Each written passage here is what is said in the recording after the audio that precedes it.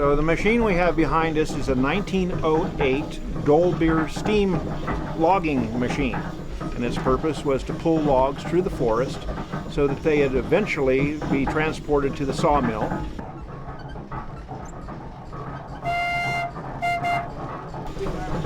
So this steam engine operates essentially by a wood fire boiling a steep kettle full of water, creating steam.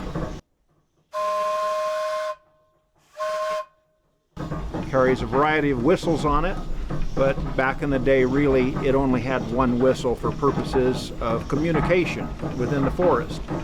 If there was a need for communication over the side of a hill, they would have what's called a whistle punk, a small boy that had a wire that was attached to the whistle, and he would watch the logging operation below and then pull the whistle at the right time so that the steam engineer could engage the machinery and pull the log up from an area where the engineer couldn't exactly see it.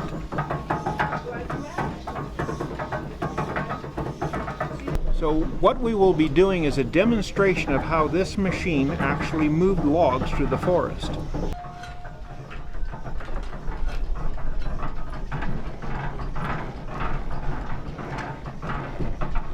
Essentially, the loggers would drop the trees, and this machine would roll the logs into two-pole chutes, which is basically a road through the woods.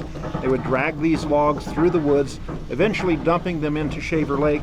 It would be gathered up by the steamboat, the Michigan, transported over to the sawmill. The sawmill would then cut them into boards. The boards would then be dried, and after a period of time, when they had sufficient buoyancy, they would kick them into the flume.